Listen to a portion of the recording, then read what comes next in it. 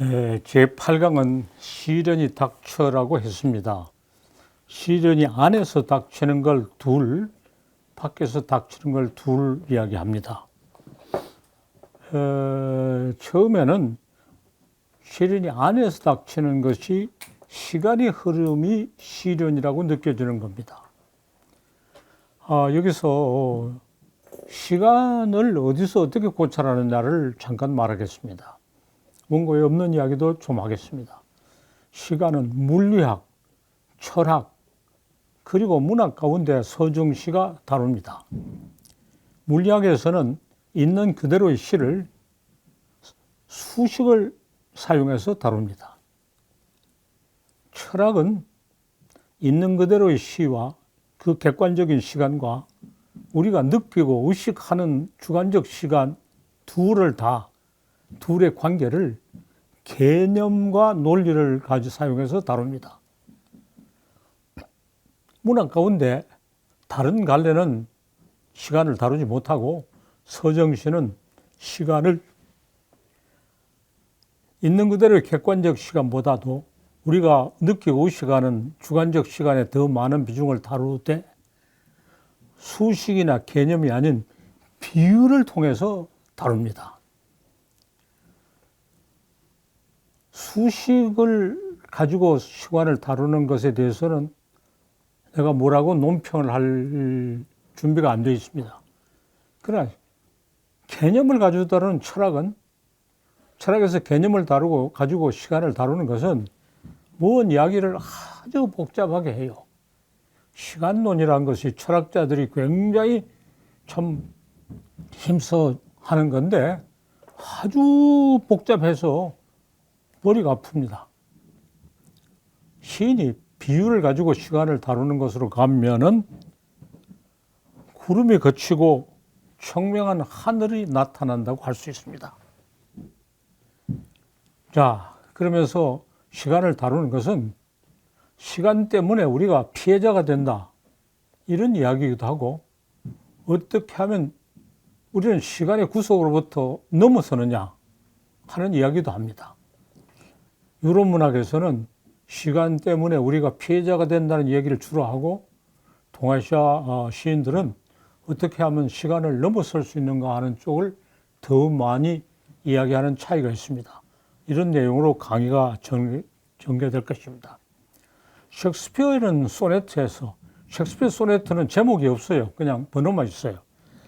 시간에 관해서 노래했습니다. 시간이 흐르는 것이 당연하다고 하고 또 바람직하다고 했습니다. 객을스러운 시간이요, 사자의 발톱을 무디게 하고 devouring time, blunt though the lion's paws, 그리고 오래 살아온 불사조를 그 핏줄에서 세워라, and burn the long-lived phoenix in our blood. 이것은 권력의 횡포가 제거되고 우상이 타파되는 것이 조금 기다리면, 시간이 흐르면 그렇게 된다. 그 얼마나 통쾌한 일인가, 이렇게 해요. 나는 농담 삼아 염라대왕이 느린 보긴 해도 제 할 일을 한다 하는 말을 덜 합니다. 앞에는 그렇게 말해놓고 참 시간이 흘러서 좋다 해놓고 또 뒤에는 딴소리예요. 그러나 자기의 시간은 흐르지 말라고 했어요. 이마에 세월을 새기는 흉측한 범죄를 저지르지 말라고 하고, 하지만 너 늙고 고약한 시간아, 내가 잘못해도 내 사랑은 내 시에서 언제나 젊게 살 것이다.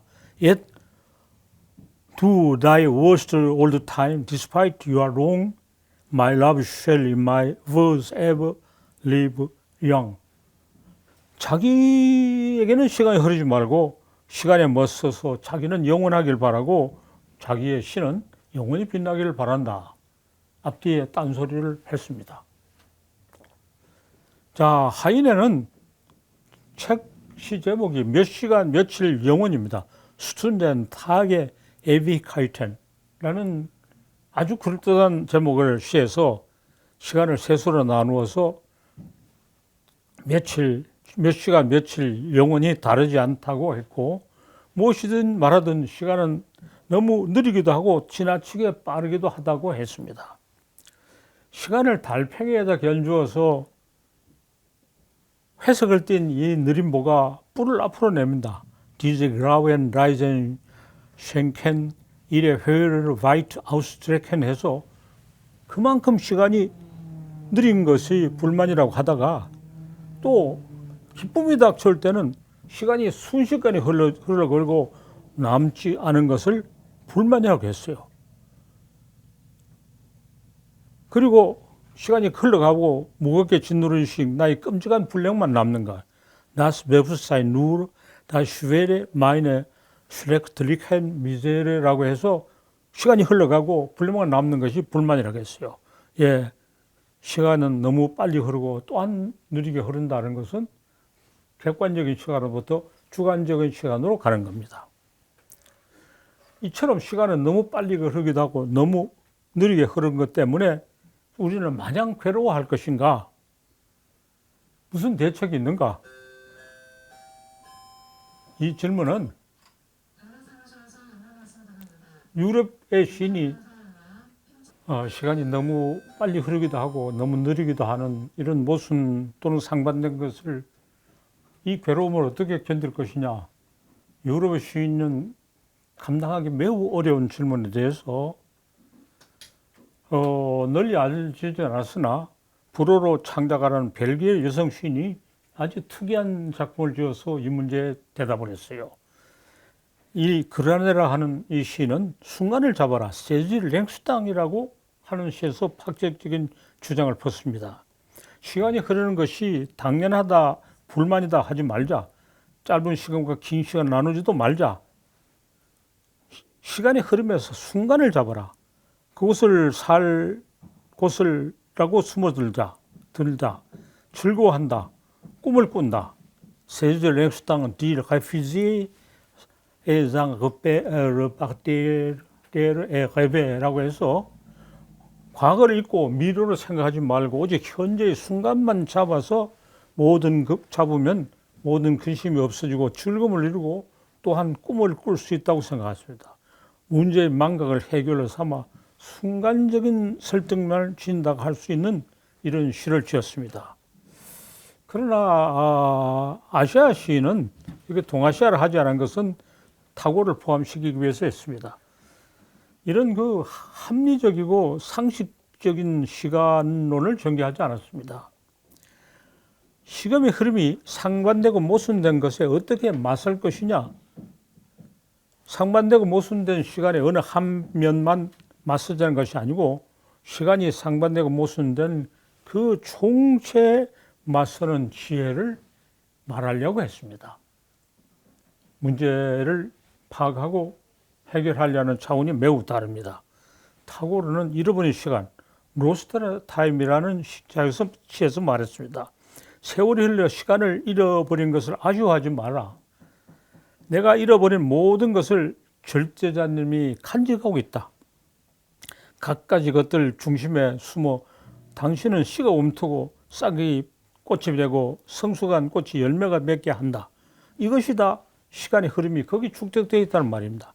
Hidden the heart of things, the one nourishing seeds in the sprouts, birds into blossoms, and the ripening flower into fruitless. 이것이 다 시간이 흘러간 모든 것이 거기 적적돼서 다시 나온다. 빈둥대름을 피우다가 모든 것이 허사가 되었다고 탐식해서 잠들었다 하더라도 아침에 일어나 나는 발견한다. 내 정원에 경이로운 꽃들이 가득한 것을. In the morning I woke up and found my garden full with wonders of flowers. 이 얼마나 놀라운 일인가. 모든 흘러간 시간이 다시 그렇게 해서 나타난 것을 우리는 발견하고 감격을 누릴 수 있다. 상당히 앞에 사람들하고는 차원이 다른 이야기였습니다. 그런가 하면 우리 시인 김소월은 산유화에서 가을 봄 여름 없이 산에는 꽃 피네 꽃이 피네 산에는 꽃 지네 꽃이 지네를 했습니다. 이렇게 말하는데 사람은 없습니다. 사람이 개의주하는 자연의 시간의 흐름을 그 자체로 말했습니다. 사람이 할 일은 자연의 시간을 관찰하고 이해하고 거기 따라가는 것입니다. 산에서 사는 새는 피고 지는 꽃을 좋아할 따름이지 시간을 의식하지 않습니다. 사람도 새를 본받아 시간을 따로 분리하거나 시름을 바꾸어 놓으려고 하지 말아야 하고 거기에 순응해서 적응하는 것이 가장 바람직하게 살아나가는 방법이다. 그러면서 시간은 그냥 흐르지 않는다고 했습니다. 시간은 흐르면서 생성과 소멸을 빚어냅니다. 생성이 있어 소멸이 있고 소멸이 있어 생성이 있습니다. 생성과 소멸이 모든 존재의 현상이고 또한 본질입니다. 현상과 본질의 구분은 없습니다. 이러한 사실을 그대로 받아들이면 그만이고 사실과는 어긋나는 관념적인 사고는 하지 말아야 한다고 김소월은 우리에게 말해줍니다. 산유화에 대해서 많은 해석이 있습니다. 왜냐하면 몇 마디 하는 작품이 너무 많은 걸 말하고 있습니다. 그러나 여기서 산유화가 시간론에 대해서 상당히 수준 높은 깨달음을 우리에게 전해주었다. 앞에 탁울처럼 이렇게 말을 많이 할 것도 없고 시간이 흐르며 흐르는 것, 그것이 생성이요 소멸인 것을 이해하고 그것을 받아들이고 거기에 적응하면 되는 것이다. 이런 깨우침을 우리에게 전해준다고 하겠습니다. 근래의 그 승려 시인 조오연이라는 분이 있죠. 이분이 아득한 성자라는 시를 쓴 것을 봅시다. 하루라는 오늘 해는 뜨는 해는 다 보고 지는 해도 다 보았다. 더 이상 볼 것이 없다고 알을 까고 죽는 하루살이가 천년을 살고자 하는 성자와 다를 바 없다고 했습니다. 하루살이가 사는 짧은 시간 하루와 성자가 바라는 오랜 시간 천년이 다르지 않다. 어느 쪽이든 짧은 시간이고 또한 긴 시간이다. 짧은 시간이 긴 시간이고 긴 시간이 짧은 시간이 길다 짧다 하는 분별을 넘어서면 시간이 우리에게 주는 고통에서 우리는 더 한 차원 올라설 수 있다. 이렇게 말했습니다. 짧은 시간을 연장시켜 긴 시간이 되게 하려는 것은 어리석다. 천년을 살기를 바라는 성자는 성자가 아닙니다. 하루도 제대로 살지 않아 하루살이를 보고 부끄러워해야 한다. 이렇게 말했어요. 하루살이는 하루를 살아도 뜨는 해도 보고 지는 해도 보아 생멸의 이치를 압니다. 시간이 생멸임을 일생의 체험으로 알고 보여주는 하루살이가 진정한 성자이다. 이렇게 생각하는 데까지 나갔습니다. 그래서 유럽 시인들이 시간에 대한 너무 빨리 흐르기도 하고 너무 늦게 흐르기도 하는 시간에 대해서 불만한 거 하고 시간이 빠르건 늦건 그것을 우리가 어떻게 받아들여서 넘어설 것이냐 하는 쪽으로 생각을 바꾼 아시아 시인들은 시간에 대해서 각기 다른 말을 하고 있는 것에 우리는 깊이 주목할 필요가 있다고 하겠습니다. 서두에 물리학의 시간, 철학의 시간, 서정시의 시간이라는데 서정시의 시간도 대체 이렇게 두 층이 또는 두 가지 다른 이야기가 있다는 것을 발견하게 되고 시간을 넘어서자고 할 때도 탁월처럼 넘어설 것이냐 김소월처럼 넘어설 것이냐 아니면 조오현처럼 넘어설 거냐 이런 생각을 하게 됩니다. 그러면 이런 시인들이 할 이야기를 다 했느냐? 다음 시인들은 또 시간에 대해서 다른 말을 할 수 있을 겁니다. 더 차원 높은 깨달음을 전해줄 수 있다고 생각합니다. 자, 이제 토론하기로 하겠습니다.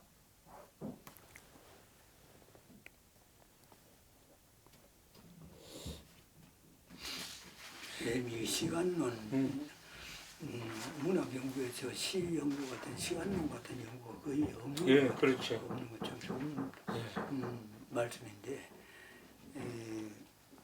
이제 이 철학하고 철학의 시간론하고 그래서 중요한 테마를 제기하는 서두에서 말했어요. 철학의 시간론은 이 시의 시간론하고 두 가지가 달라요. 하나는 그쪽에서는 있는 그대로의 객관적 시간에 대해서 우선 이야기하려고 그랬어요. 그 점에서 물리학하고 경쟁하는 거죠. 그러나 철학이 사용하는 개념이 있는 그대로 시간을 명료하게 잡아내지 못해요. 철학에서는 있는 그대로의 객관적 시간과 우리가 의식하고 느끼는 주관적 시간의 상관관계를 말하고 두 가지 시간이 서로 다르다는 이야기를 많이 합니다. 둘이 어떻게 다르냐? 개념적으로 설명할 수도 주관적으로 느끼는 시간이 우리에게 어떤 의의를 가지고 어떤 범위를 가져오고 또 어떤 효율을 가져오느냐 하는 것을 생생하게 말하지 못해요. 그러니까 개념을 가지고 시간을 논하는 철학의 작업은 물리학의 시간과 시의 시간 중간에 어중간에 자리 잡고 사실 이것도 저것도 아닌 이야기를 굉장히 복잡하게 해요. 우리 주변에도 우리 학술원 회원 중에 김규영이라고 돌아가신 분이 시간론이라는 책을 썼고 또 지금 있는 소강이라는 분이 또 시간론을 썼어요. 이분들이 쓴 시간론은 여러 서양 철학자들이 시간에 대해서 논한 견해를 모아서 정리했어요. 누구의 시간, 누구의 시간, 누구의 시간. 그러니 뭐 철학하기가 아니고 철학 알기죠. 그걸 찾아 들어가 보면 시간에 대해서 철학하기를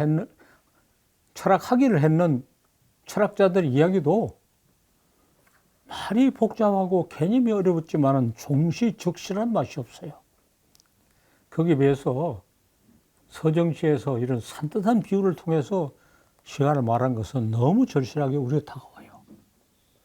시간에 대한 견해차가 철학자의 시간론에서는 그렇게 선명하게 나타났잖아요. 대동소이 거의 같은 이야기 하다가 조금 다른 이야기 붙이는 정도예요. 그러나 시인의 시간론은 상당히 진폭이 크고 견해차가 달라요. 이것은 그 시인이 가지고 있는 어떤 정신적 각성의 수준을 그대로 말해준다. 이렇게 할 수 있어요. 지금 여기서 물리학의 시간, 철학의 시간, 서정지의 시간을 구별해서 말하고 서정지의 시간이 어떻게 전개되느냐 이야기한 이런 견해를 자세하게 연구하면은 상당히 큰 업적이 이루어질 수 있을 생각해요. 그러니까 철학 알기를 일삼는 사람이 여러 철학자들의 시간론을 정리한 것보다 월등히 뛰어난 좋은 연구 업적을 낼 수 있을 거예요.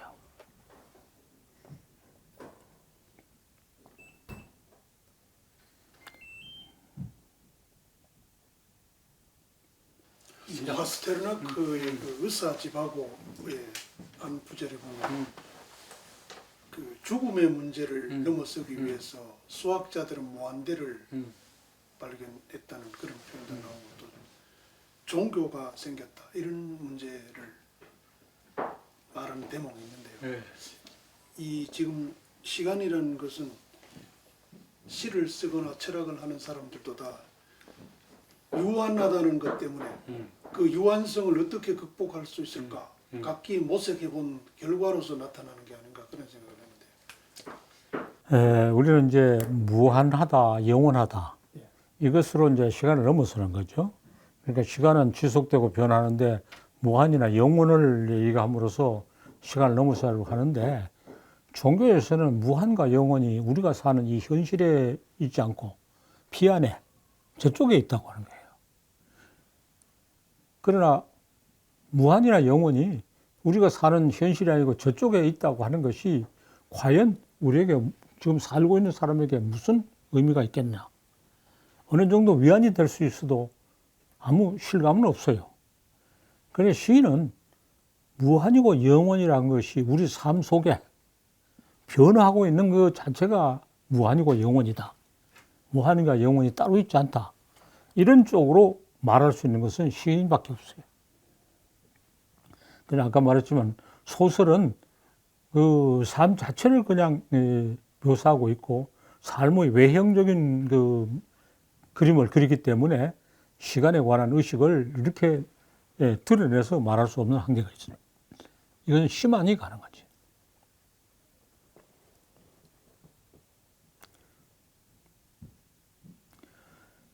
우리가 문학 연구를 문학 내부에만 너무 들어가서 보면 다 다 우리가 먹었고 우려 먹었고 더 할 이야기 없는 것 같은데 문학과 다른 어떤 학문, 다른 인식과 연결시켜 보면 새로운 것이 많이 있어요.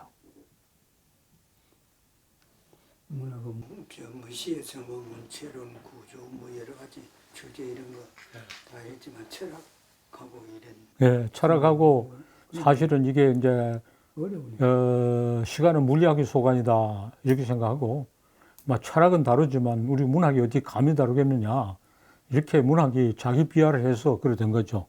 사실은 여기서 오늘 이야기는 철학보다는 확실히 시간의 문제를 더 잘 다룬다. 더 실감 있게 다루고 더 확고하게 다루고 더 뚜렷하게 자기 견해를 제시할 수 있다. 이렇게 이야기한 거죠. 그리고 물리학은 시간에 관해서 자기 견해라는 건 전혀 있을 수 없어요. 있는 그대로 시간을 어떻게 수식으로 나타내느냐 하는 문제지.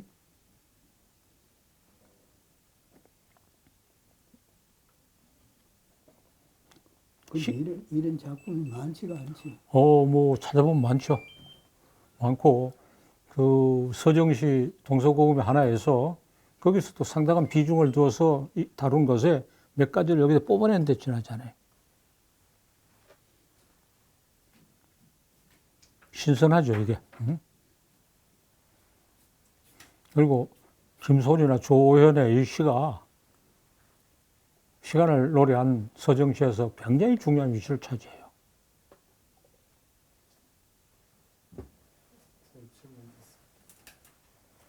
그렇다면 지금 이제 서정시에서만 이 문제가 가능하시다고 말씀을 주셨지 않습니까?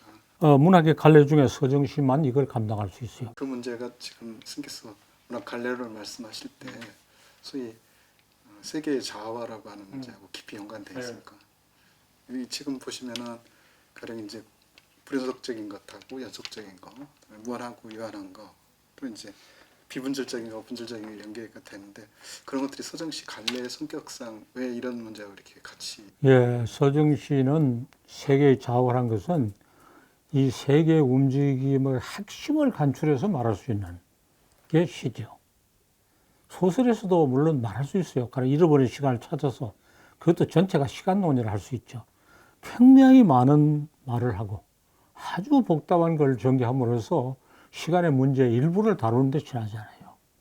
그리고 우리가 그 기억하는 시간이 우리의 삶에 어떤 의미를 가지느냐 이런 문제를 다룬 거죠. 그 전편을 다 읽어보려면 참으로 만만찮아요. 그러나 시는 몇 마디 말만 하면서도 시간 문제에 대해서 더 탁월한 견해를 전개할 수 있어요.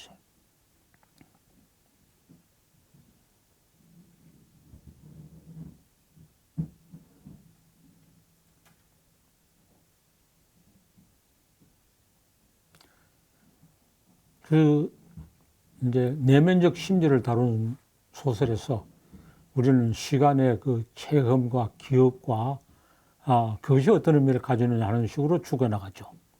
그러나 그것은 시간 문제의 일부에 지나지 않아요.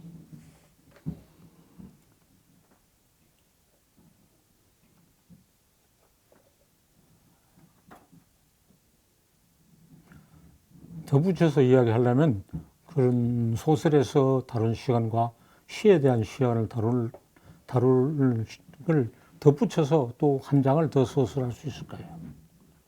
소설의 시간은 밖의 시간입니다. 밖의 시간인데 이제 내면적 심리를 다룬 소설에서만 의식하고 있는 시간, 기억하고 있는 시간에 대해서 심각하게 다뤄요. 대표적인 게 제임스 조이스의 잃어버린 시간을 찾아서죠.